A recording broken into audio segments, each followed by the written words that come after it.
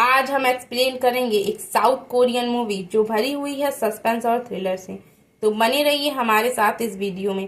कहानी शुरू होती है, हमें दिखाया जाता है एक फैमिली को जो कार ड्राइव करके कहीं जा रही है। फैमिली में उनके दो बेटे मदर और फादर हैं। बड़े बेटे का नाम यू है और छोटे बेटे का नाम जिन है। फैमिली ड्राइव करके अपना नया घर देखने जा रही होती है और सभी को उनका नया घर बहुत ज्यादा पसंद आता है। जिन हमें नरेट करता है कि उसकी लाइफ में अगर कोई चीज गर्व करने वाली है तो वो सिर्फ उसका भाई यू है। उसका भाई यू हर चीज में परफेक्ट है।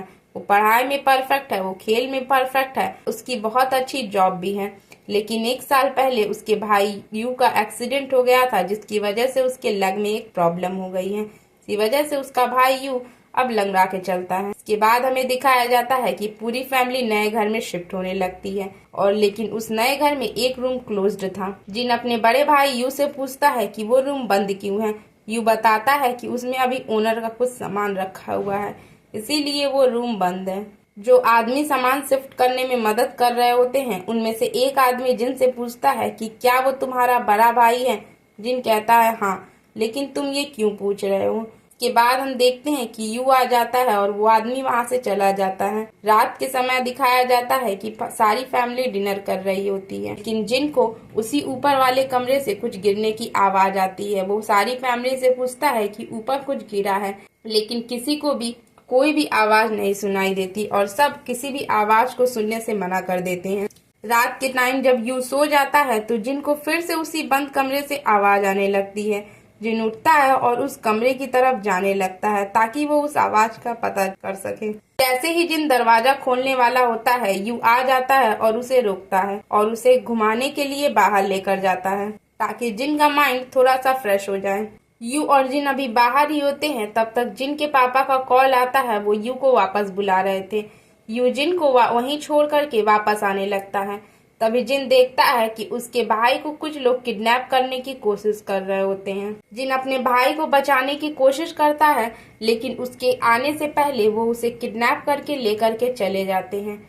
जिन वापस घर आता है और अपने पेरेंट्स को अपने भाई के बारे में सारी बातें बताता है। के बाद हमें दिखाया जाता है कि डिटेक्टिव को बुलाया जाता है और डिटेक्टिव जिनका सारा स्टेटमेंट नोट करती है। जिस गाड़ी का नंबर प्लेट बताता है और डिटेक्टिव कहते हैं कि इस नंबर की गाड़ी कोई है ही नहीं। काफी दिन बीत जाते हैं लेकिन यू का कोई भी अता पता नहीं होता है। जिन अपने भाई के ना होने की वजह से बहुत ज्यादा अपसेट होता है।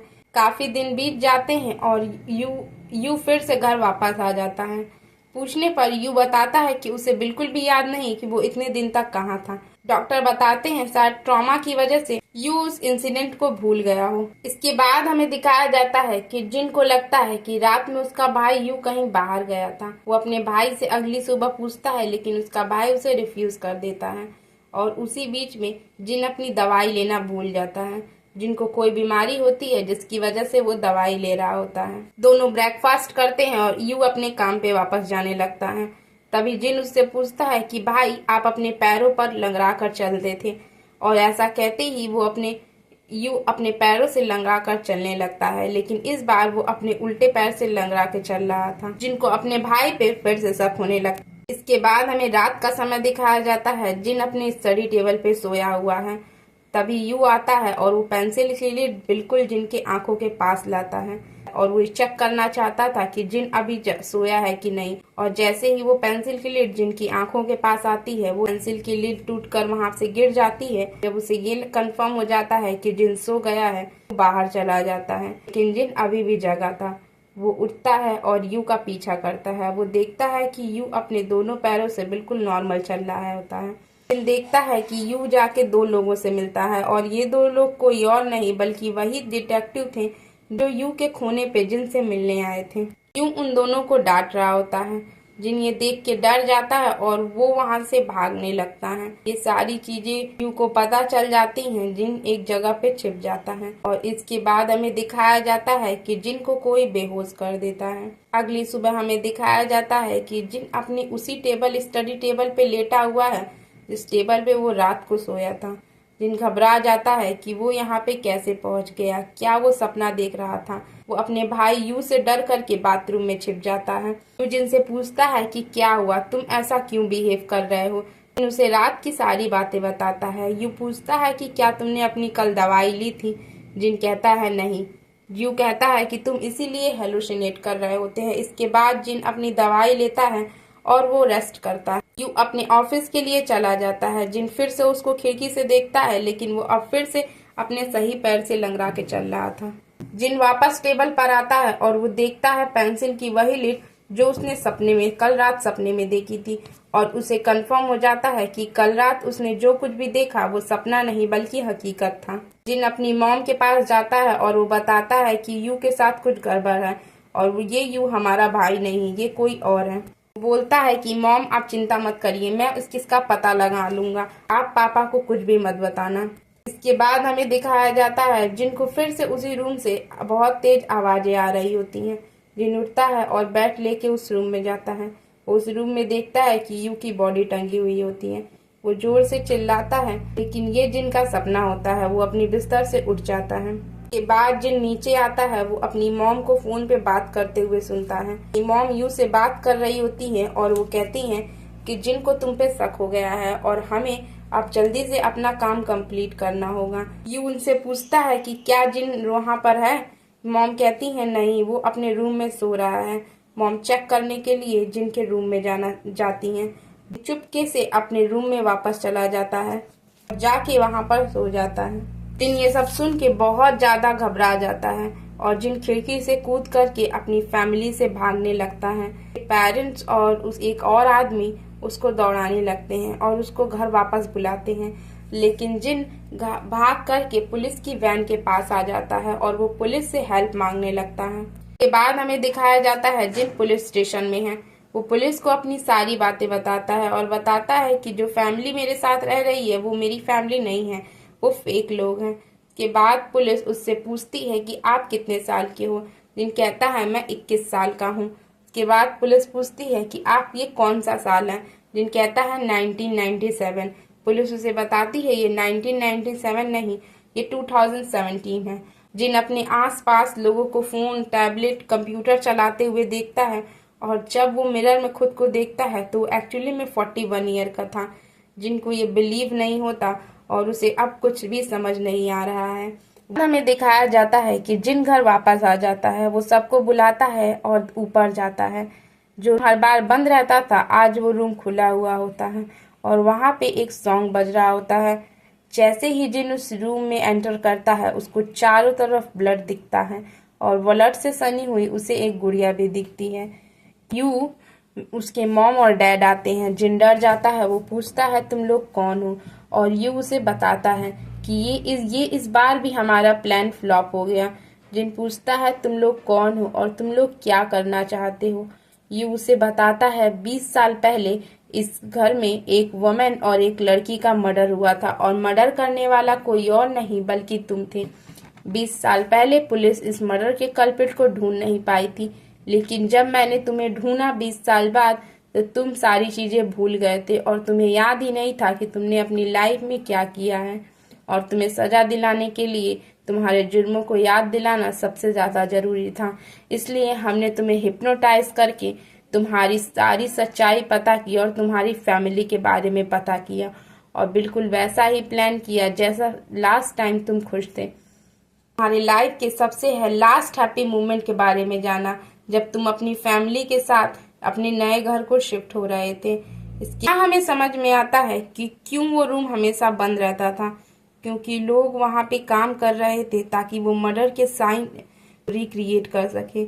और उस आदमी ने जिनसे क्यों पूछा था कि यू तुम्हारा बड़ा भाई है कि नहीं, और जिन देखने में उसका बड़ा भाई लग रहा था। और बार बार आवाजें उस रूम से इसलिए आ रही थी क्योंकि वो लोग मर्डर का वहां पे सेटअप कर रहे थे। जिस दिन यू किडनैप हुआ था उस दिन यू किडनैप नहीं बल्कि उसको पुलिस वालों ने फ्रॉड के केस में पकड़ा था, और उसे उतने दिन बाद जब बेल मिली तो वो घर वापस आ गया। अभी भी कोई चीजें याद नहीं आती हैं और हमें दिखाया जाता है प्रेजेंट का सीन। जिन वहां से उन लोगों से बच के भागने लगता है जिनको पकड़ने के लिए उसके पीछे कार से जाता है। तभी कार से एक्सीडेंट हो जाता है और जिन और यू की गाड़ी एक दूसरे में टकरा जाती है। वहां के लोग उसे हॉस्पिटल में लेके जाते हैं और हमें दिखाया जाता है हॉस्पिटल का सीन। जिनको उसकी सारे फ्लैशबैक के सीन याद आ जाते हैं और उसको याद आ जाता है कि उसने मर्डर क्यों किया था। सोचता है कि 1997 में वो अपनी फैमिली के साथ एक ट्रिप पे जा रहा था, तभी उसका एक्सीडेंट हो जाता है जिसमें उसके मॉम और डैड की डेथ हो जाती है। जिनका भाई बहुत ज़्यादा इंजर्ड होता है और वो हॉस्पिटल में भर्ती होता है। उस समय हमें दिखाया जाता है और उस वक्त कोरिया में फाइनेंशियल क्राइसिस आ जाता है, जिसकी वजह से जिन की जॉब भी छिन जाती है। अब जिनको अपने भाई के इलाज के लिए बिल्कुल भी पैसे नहीं थे। बाद जिनको एक मैसेज आता है कि अगर वो पैसे चाहता है तो उसे एक फैमिली में एक वुमन का मर्डर करना है। जिन ये मैसेज नहीं एक्सेप्ट करता, लेकिन जब वो हॉस्पिटल जाता है तो उसे पता चलता है कि उसके भाई की कंडीशन बहुत ज़्यादा खराब है। इसलिए वो घर वापस आता है और मर्डर करने के लिए तैयार हो जाता है। जिन जब मर्डर करने के लिए उस घर आता है तो वो देखता है उस घर में 2 बच्चे और एक वुमन सो रहे हैं। जिनकी हिम्मत नहीं होती कि वो उन्हें मारे, इसलिए वो वहां से वापस जाने लगता है। तभी उससे एक आवाज होती है और वुमन जाग जाती है। वो चिल्लाने लगती है, जिन उसे चुप करवाने लगता है। तभी की छोटी बच्ची जाग जाती है और वो दोबारा वो अपनी मॉम को देख के चिल्लाने लगती है और भागने लगती है। जिन उसको पकड़ने लगता है और इसी हाथापाई में वो छोटी बच्ची को चाकू मार देता है। जब औरत वापस रूम में आती है तो वो ये देख के और ज्यादा चिल्लाने लगती है और जिन उस औरत को भी शांत करवाने के लिए चाकू मार देता है और इस तरीके से जिन ने उस औरत और बच्ची को मार दिया। तभी वो छोटा बच्चा रूम से देख रहा होता है। जिन उस बच्चे को रूम में जाने को कहता है। जो वो बच्चा पूछता है कि मेरे पापा कब आएंगे। जिन कहता है तुम रूम में जाओ, मैं तुम्हारे पापा को लेकर के आऊंगा। वापस जिन जब उस घर से वापस आने लगता है तो वो फोटो फ्रेम देखता है और उस फोटो फ्रेम में उस बच्चे का पिता और कोई नहीं बल्कि वही डॉक्टर था जो उसके भाई का इलाज कर रहा होता है। जिन उस डॉक्टर के पास आता है और वो पूछता है कि उसने ऐसा क्यों किया, उसने अपनी ही पत्नी को क्यों मरवाया। डॉक्टर बताता है कि उसकी पत्नी के नाम पे बहुत बड़ा इंश्योरेंस था और फाइनेंशियल क्राइसिस आने की वजह से उसके पास अब पैसे नहीं है, इसलिए वो अपनी बीवी को मरवा के इंश्योरेंस के पैसों से अपने बच्चों को पालना चाहता है। लेकिन डॉक्टर बहुत ज्यादा गुस्सा होता है क्योंकि उसने उसकी बीवी के साथ साथ उसके बच्चे को भी मार दिया। इसके बाद दोनों में फाइट होने लगती है और वो छत से गिर जाता है। एक्सीडेंट की वजह से जिन शॉक में चला जाता है और ट्रॉमा की वजह से ये सारी चीजें भूल जाता है। इसके बाद हमें प्रेजेंट का सीन दिखाया जाता है। यू जिन के पास आता है और उसे जहर दे के मारने की कोशिश करता है। जिन अपनी आंखें खोलता है और यू से कहता है कि मुझे सारी चीजें याद आ गई, मुझे माफ कर दो। यू बताता है कि वो जो छोटा बच्चा जिसे तुमने कहा था कि तुम उसके पिता को लेकर आओगे, वो कोई और नहीं बल्कि मैं ही था। तुमने मुझे क्यों जिंदा छोड़ दिया, तुम्हें भी मुझे मार देना चाहिए था। वालों के मरने के बाद मेरे फैमिली वालों ने मेरा सारा पैसा ले लिया और मुझे अनाथ आश्रम में डाल दिया। और तुमने मेरी फैमिली को क्यों मारा? क्या मेरे पिता ने ये सब करने को कहा था? जिन कहता है नहीं, ये मैंने खुद ही किया था क्योंकि मुझे पैसों की जरूरत थी। जिन नहीं चाहता था कि वो अपने पिता के बारे में बुरा सोचे, लेकिन यू को पता था कि ये सारा काम करवाने वाला इसका पिता ही था। यू को अब सारी सच्चाई पता चल गई थी और अब उसको कुछ भी नहीं चाहिए था। यू ने अपनी सारी जिंदगी इसी सच्चाई को पता करने में लगा दी कि उसके परिवार का कातिल कौन था और उसके परिवार को किसने क्यों मारा। और अब यू को पता चल गया था, इसलिए यू के अब जीने का कोई मकसद नहीं बचा था। यू आता है और छत से खुद कूद के सुसाइड कर लेता है। दिखाया जाता है जिनको जो कि उस जहर को लेके खुद सुसाइड कर लेता है क्योंकि अब उसको सारी चीजें याद आ गई थी और वो गिल्ट के कारण अब जीना नहीं चाहता था। यहीं पे खत्म हो जाती है।